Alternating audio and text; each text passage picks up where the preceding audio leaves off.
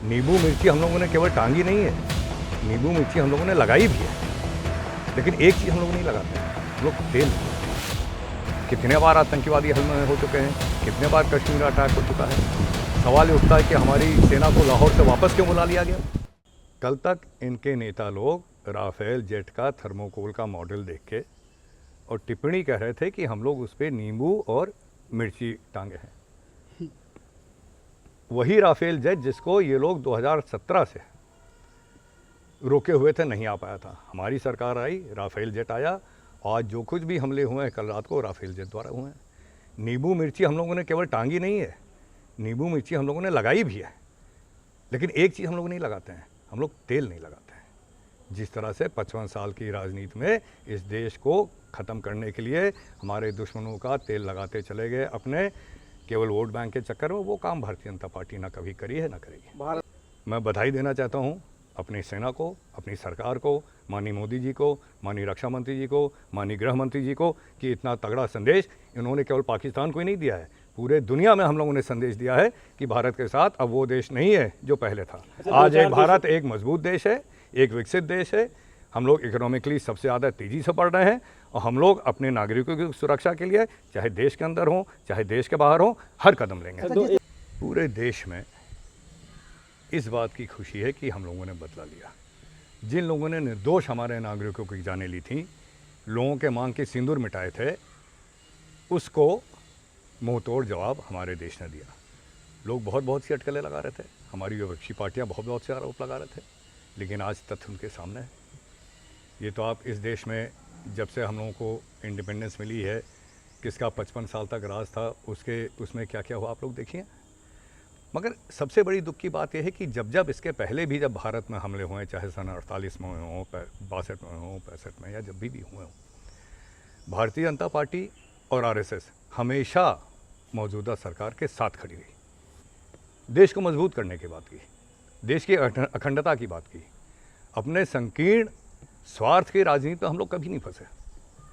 लेकिन इसके बाद भी सवाल उठता है कि इंडस रिवर वाटर ट्रीटी जितना हमें प्रतिशत देना चाहिए पानी, हम लोग क्यों देते चले आ रहे हैं।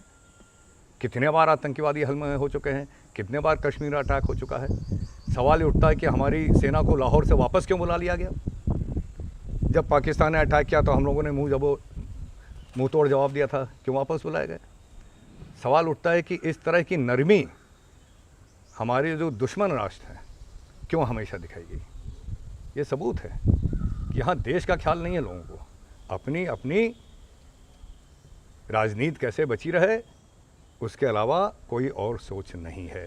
और किस तरह जो एक विचारधारा है कि हम ही वही लोग हैं जो इस देश पे राज करेंगे, उसका तो जनता जवाब दे ही चुकी। देखिए, कल तक हालात कुछ और थे। कल तक विपक्ष को पूरा मौका था कि हम लोगों को पर अटैक कर रहे थे कि कुछ नहीं करेगा, ये है वो है। आज हालात बदल गए हैं। भारत तो ये प्रदर्शित करना चाह रहा है कि हम लोगों के साथ खिलवाड़ करेंगे तो जवाब मिलेगा। हम लोग अभी तक उदारता दिखाते चले आए, लेकिन उदारता की जवाब में मिला क्या है। कश्मीर में हजारों कश्मीरी पंडितों का नरसंहार हुआ, भगाए गए। हर जगह हमारे जवान मारे गए, सिविलियंस मारे गए। यही तो हम लोगों को मिला है उदारता के उपलक्ष्य में। तो हम लोगों को हम क्यों उदारता। हमारे पास क्या राज नहीं है। क्या राजस्थान को पानी की ज़रूरत नहीं है? क्या पंजाब और हरियाणा को और पानी की ज़रूरत नहीं है? हम अपना पानी क्यों दें? इंतजार करिए, देखा जाएगा। तो हर कार्रवाई का जवाब देने को तैयार है। एकदम भारत की विदेश नीति है। और हम लोगों ने जब से भारतीय जनता पार्टी की सरकार केंद्र में आई है, हर कदम पर हमने विदेशी देशों का भी साथ दिया है। कोविड जैसी महामारी में लाखों वैक्सीन हम लोगों ने फ्री में बांटी है।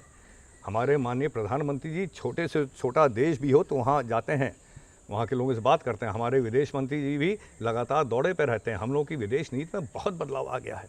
आज भारत एक विश्व में उभरता हुआ एक ताकत है। केवल इकोनॉमिक ही ताकत नहीं, एक मिलिट्री ताकत भी है और एक हम लोगों का इतना बड़ा एक मार्केट है। आज विश्व में जब हर तरफ तमाम सारी चीज़ें बिजनेस इकोनॉमी को लेकर तमाम सारी बातें हो रही हैं, उत्पन्न हो रही हैं, तो पूरी दुनिया अब भारत को एक दूसरे नज़र से देख रही है। मेरा सेना से यही कहना है कि छांट कर पता कर करके जहाँ भी हमारे दुश्मन के आर्टिलरी गन्स हैं जो बमबारी कर रही हैं, उनको ठिकाने को नष्ट करें, और हमारे ख्याल से नष्ट हो भी रहा है।